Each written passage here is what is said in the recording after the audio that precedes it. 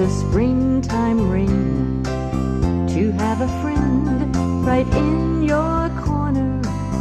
Your heart will feel a little warmer. Tender loving care, tender loving care. Each warm and friendly touch lets someone know you care so much. Tender loving care, tender loving care.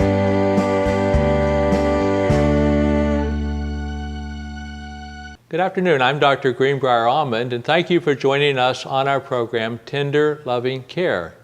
Every week on Channel 3 for 35 years, we've been talking about this interface of Christianity, medicine, creativity, and the abundant life. And we have a great example of a very creative person today, and we're amongst 38 very creative people here at Artistry on Main. So I'd like to welcome Kate Harward to our program. Kate, Hi.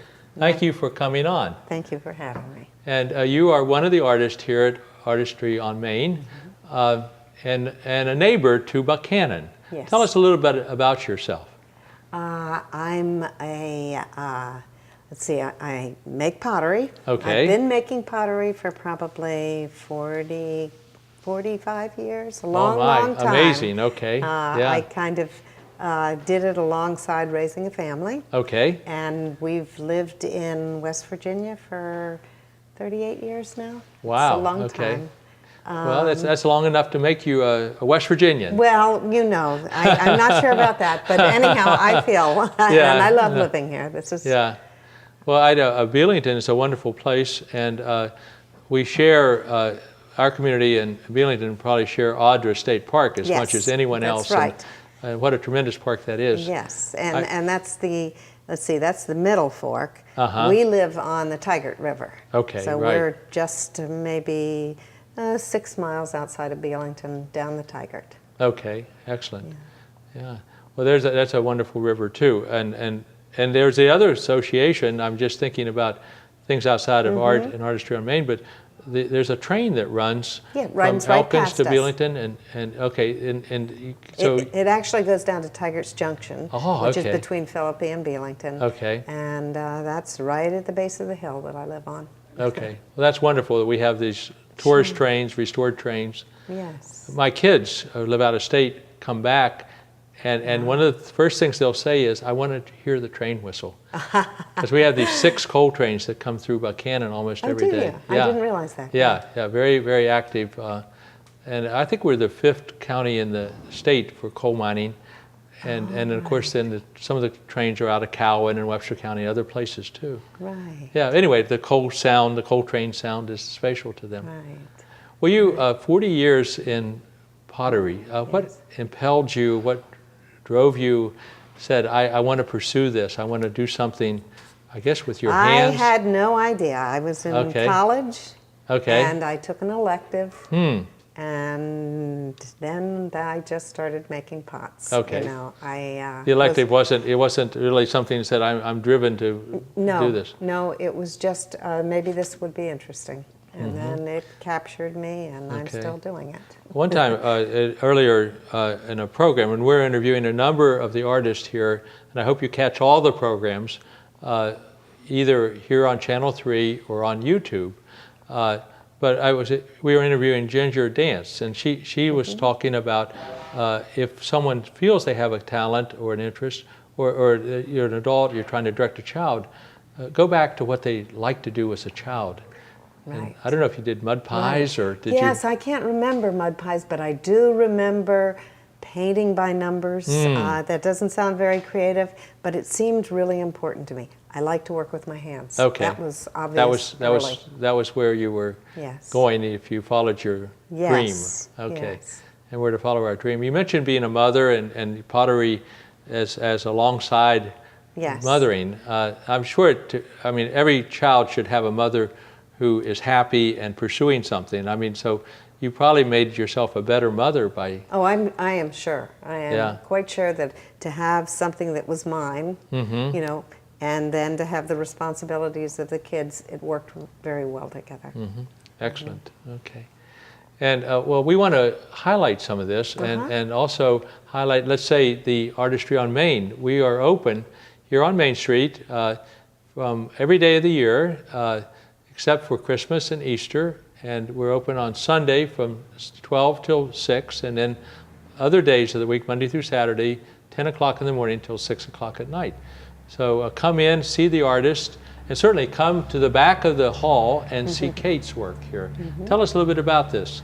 Well, I basically make functional pottery. Functional pottery, okay. So it's lots of bowls, lots of mugs, serving pieces, teapots, pitchers, platters, and I use a variety of decoration with them. That's all high-fired porcelain and high-fired white stoneware.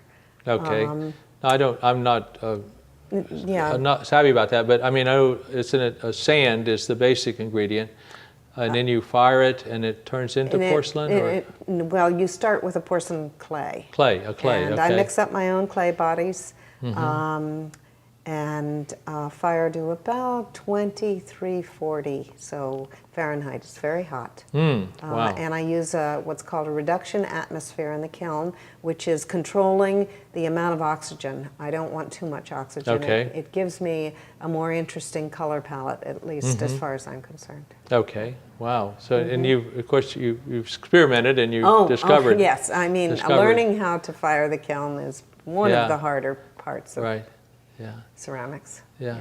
Now, there are, I mean, I've been to hospitals. I'm a doctor, and there may be art therapy, and there may be a kiln someplace on the property. Sometimes it's not even being used, but I mean, someone has said this is a very therapeutic thing, and so even that, if someone's interested in art, should they go work with someone else's kiln? I mean, this is a big enterprise. If they have no other choice, of course I would do that. Start with that. To start with a piece of clay, and then, you know, in order to have a finished product, it has to be fired. Okay. Otherwise, it'll turn back into mud. Okay. You know. So that's part of the process, and it takes a while to get everything together that you need. I take a class at a local art center. They generally have kilns wherever you can find it. Okay. You know, So people can begin this if they want to, and follow your lead. Well, you say functional. What items interest you? I see. My wife is Filipino, and this looks like a fish. I would say. Yes. And I could imagine a nice filleted fish. Being there for serving. That would be something like that. Absolutely. That'd serve a great function. It would. It would. Make the meal interesting. I mean, I hope the fish would taste good, but the bowl with its end would be delightful. Certainly. I do something like this, which is called a mortar and pestle, where you can grind up the spices before you cook. Yeah, and a lot of people have herb gardens now, and they're doing more with their own spices. Yes, exactly. So this would be something. I use one every night to make my salad dressing. So. Okay, excellent. Yeah. Okay. And then you know, other items, such as a mug, and I'm right now having a lot of fun with doing some bird decorations. You can see like this picture here. Okay. Is evocative of a bird. It's not exactly a bird, but you can see it when you look at it. The shape, the way I've pinched the pot, and then use the oxides to decorate it. Okay, let's hold this one, and maybe I'll hold it in place, and Rodney may focus in on that. But that's a bird on a limb. Is that what we're seeing?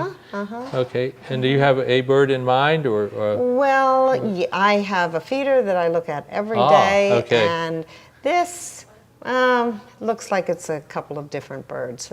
Blue jay, but the blue is not quite the right blue for a blue jay. He's a little greenish blue. But he looks like he's a little brassy like a blue jay. Okay, okay, very good. Yeah. So this is, and then to me it's fancy here. It's got the extra something loops. To hold with your finger. Yeah. It's Let me ask you in a practical way. You called it functional art. Yes. I have bought coffee cups that I was disappointed that the coffee, this would be too hot for me after a while. And so I don't know how they made it, but I wanted the coffee to stay hot, but I didn't want The handle would be hot. No, that handle shouldn't get hot. Okay, so I don't know what they did on theirs, but, right. It was a It disappointment. might have been too close, or Yeah. I'm not sure. Okay, but anyway, yours are to perfection. Yeah, well, I don't know about perfection, you know. Okay, each one is, and by the way, each one is different. Because very different, yeah. If it is a bird, it's a different bird every Yeah, time. it is. Okay. It is. And you have a number of things. Tea kettle, perhaps. Yes. Uh-huh. Okay, I'm going to hold this in place in case Rodney can focus some on this. As children, we used to sing that song about the tea kettle, the spout and the handle. I'm a little teapot, short and stout. Here is my handle. Here's my spout. Okay. Yeah. So, and people, tea is very big. I mean, people love their tea now. Right. More so than ever. And right.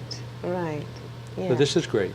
Thank you. And people would, if they want to buy these, I mean, we're going to emphasize Artistry on Main, of course, but you have a shop in Philippi also, or do you go other places? No, I basically do wholesale. Okay. I used to do the Mountain State Arts and Crafts Show for about 20 years, but I got tired of doing retail. And decided that I do one show a year. It's Wendy Rosen's show of American craft. It's been in Philadelphia this year. It'll be in D.C. Wow. It's a trade show.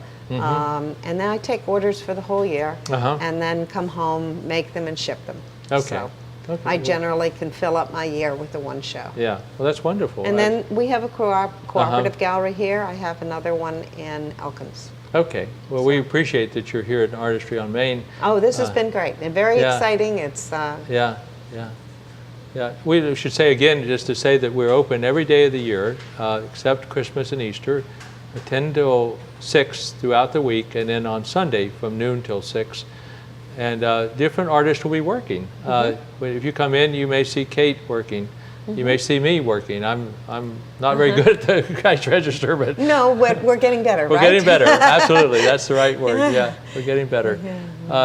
You know, I've talked to other artists too about this, about wholesale retail, and talked to a wood carver a while back, and he was saying that he could fill up his year if he could do 3 good shows. I mean, he had an idea of what he wanted, but he didn't have to do endless shows, and he didn't like the retail. No. either. No. I think, You have to be home and be creative, right? Yeah, that's what I wanted to be home. I didn't like being on the road. I used to do like 14 shows a year, and that just I like to be home. Yeah. Well, you've experimented. You said you're experimenting with your cups, and you're having fun with those. What else do we have here that I'm working you're liking? on this is an amber celadon glaze. A celadon glaze is a glaze that is colored with iron. Oh, okay. Put into a reduction atmosphere.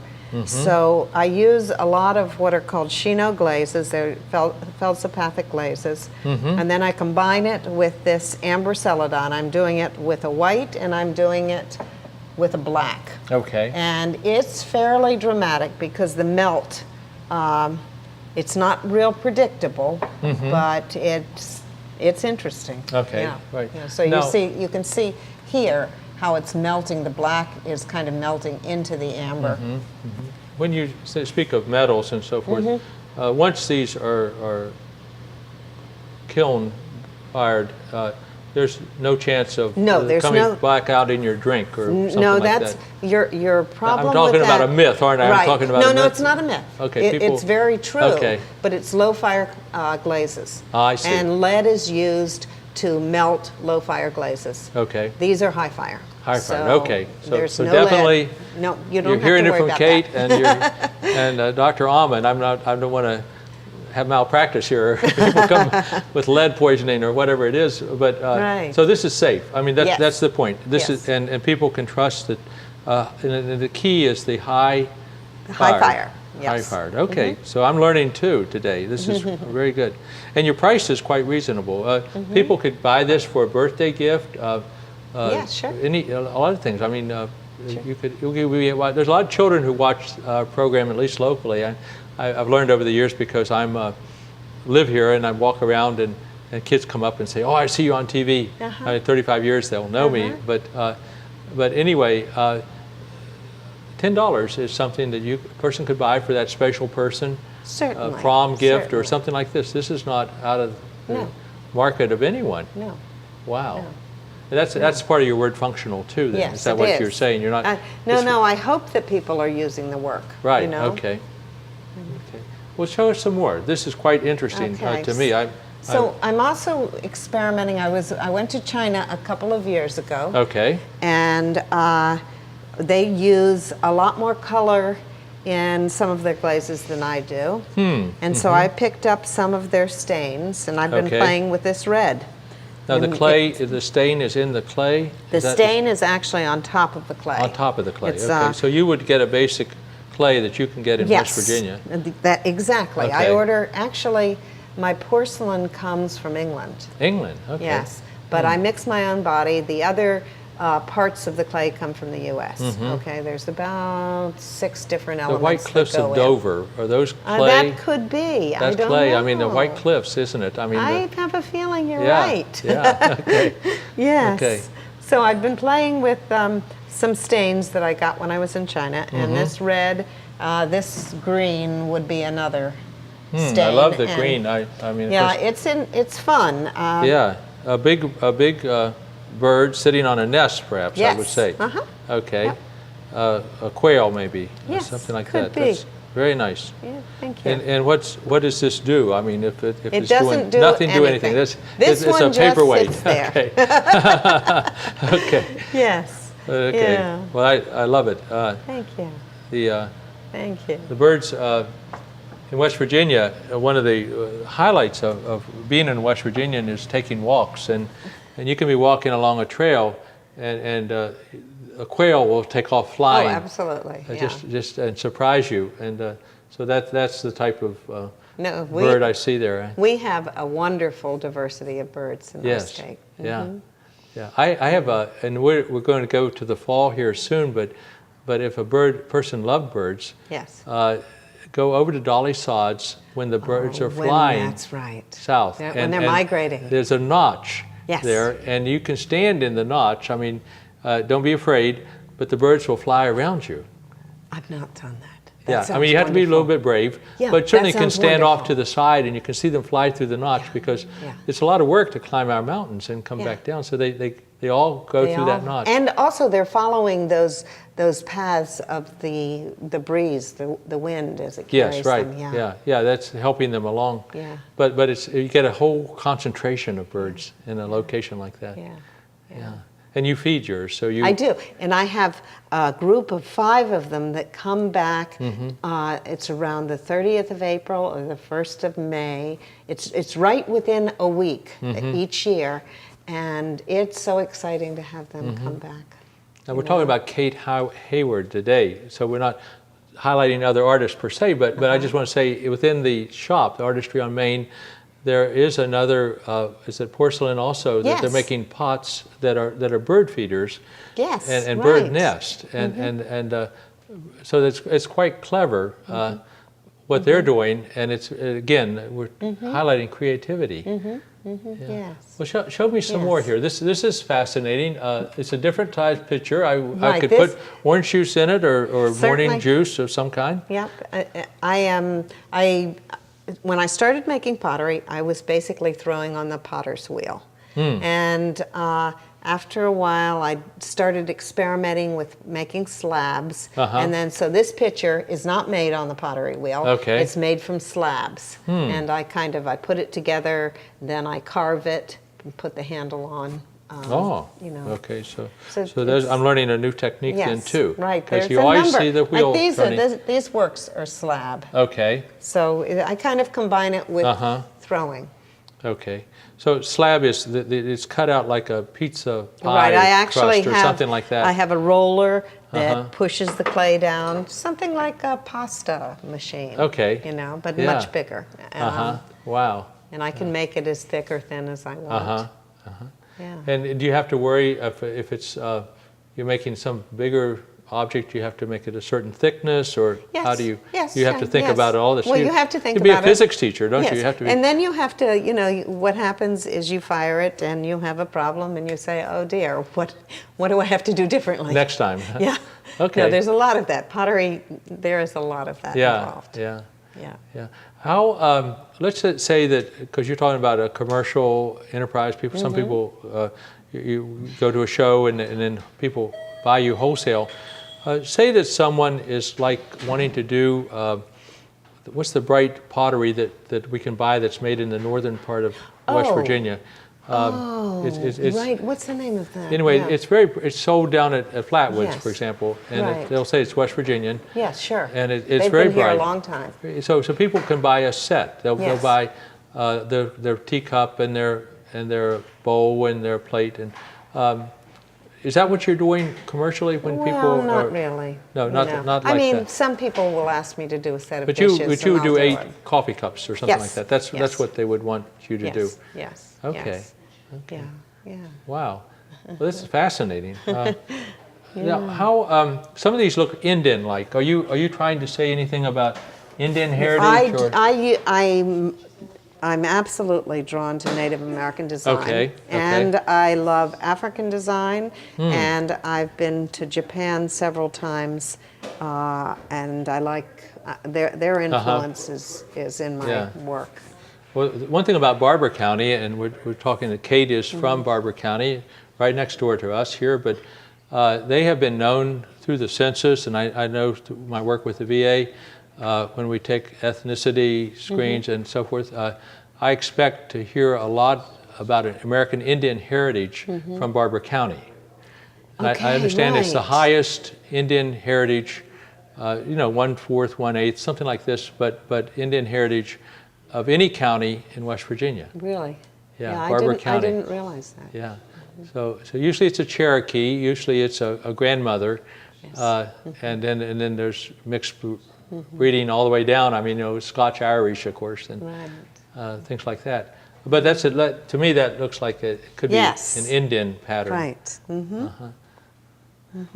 So say someone is wanting commission, I think is the Yes. right term in the art community, and would you take a special order? I do. And I do, but I leave because they tell me what they're interested in, and I say, well, I'll give it a try. Okay, You sure. know, I don't want them to take the piece if they're not satisfied with it. And my work sells. I have no, it'll go somewhere. Yeah, okay. I want that customer to be Okay, good. satisfied, and I understand we can be coming from two different positions, thinking. Right. And Sure. so I make sure they're happy if they're going to walk away with it, right? But I do commissions. Yeah, yes. yeah. But people could be inspired. I mean, they could see something that you've done, and they could say, yes. well, I like a variation of that, and Yes. then at least you know that you're in the same ballpark with them. Yes. Yeah. And what You they try expect. anyhow. Yeah, yeah. Someone else, this is an art community. I think part of the reason West Virginia Wesleyan College wanted us to be here, and I'm on the school board in Upshur County. I'm very happy that our students display their art down here in the fall. We'll have the grade schools having paintings and so forth. We have classes here. Oh, this is wonderful. Can people come? Anything in your area? Are you going to be working with people, or you want to just talk about the classes in general? Well, they're just really getting started because the sure. gallery has reorganized and opened recently. There's been a series of stained glass classes that I think have been really exceptional. And I was talking with the woman who organizes the classes for the fall. It sounds like she has a basketry class coming, a number of other classes. Right. Yeah. My sister Beth, who happened to also be a nurse, but she did a writing class last week. For 2 days, and it was wonderful. It was wonderful. Oh, no, that's great. And they're always limited. 12 people makes a good class for her. But Artistry on Main, folks should come and check out the bulletin board, check out our website. Yes. And we have a great facility in this large room, right? Very well nice. lit for teaching classes. Yeah. I think that's going to be a very exciting part of this gallery. Yeah, I think so too. Yeah.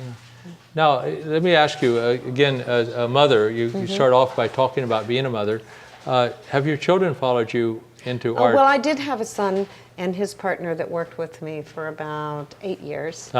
They both moved on now, and I'm in the studio by myself, and that's fun. It was fun when they were working with me. It's good now that it's my studio again. Well, sometimes kids grow up and follow your interest. Sometimes they do. Variation of it too. Exactly. Yeah. I don't have anybody working with the clay right now. Yeah, but they were also.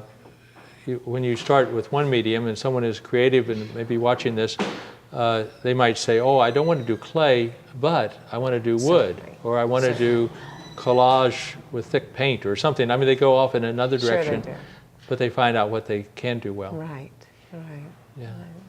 Yeah. We have time for a few more items here. Okay.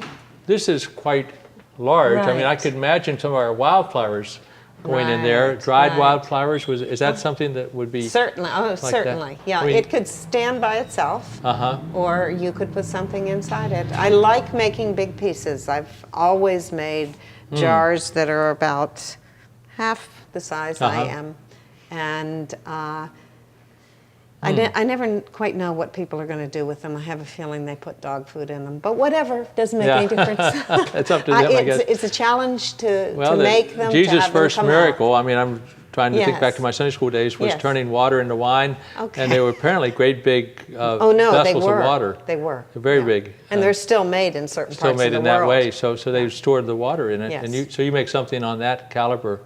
Yeah, wow. Well, this is fascinating. Well, Kate, thank you very much for coming on. Functional pottery, I've explored the concept in my mind. It's as artistic as non-functional pottery. I mean, there are things that art should have function. Art should follow function, right? I mean, that's part of art. I think that was one of my first lessons in art appreciation. That in architecture, for example, that the art should follow function. So we appreciate very much you coming on. I appreciate your having me. We should have an ad, one more ad for the Artistry on Main Together. So we're here together, Kate and I, and we're right across from the Dairy Queen. On a good summer day, that's a good idea. And we're open. Why don't you give the times? We're open from 10 till 6, Monday through Friday, and Saturday, I think it's 10 still to 6. 10 to 6, and yeah. Sunday it's 12 till 6. Yeah. Right. And we're not open on Easter or Sunday, so stay home those Christmas, days. Yeah. Yeah. So. And we also want to give a special thanks, as we've done these programs with the help of our Community Access Channel, Channel 3, and Rodney Irwin, and the Mountain State Video Imaging. And he does a great job for us and for the whole community. And so I think that some of you all can be home watching TV, but if you're at home and we're open, come on down. Come on down. Don't stay home all the time. Thank you so much for having me. Well, thank you for coming on, and we'll see you all next week. Okay. Stories of a West Virginia Doctor, written by Dr. Harold D. Allman. A collection of 55 short stories about his experience as a small-town doctor in central West Virginia. And Tender Loving Care, Stories from a West Virginia Doctor, Volume 2, written by Dr. Greenbrier Allman, using videotapes to write 70 additional stories of his father's very colorful life as a small-town doctor. They can be found for purchase at Amazon.com and most local bookstores. Tune into Channel 3 Buckhannon for Tender Loving Care with Dr. Greenbrier Allman, where he talks about the connection between Christianity and medicine.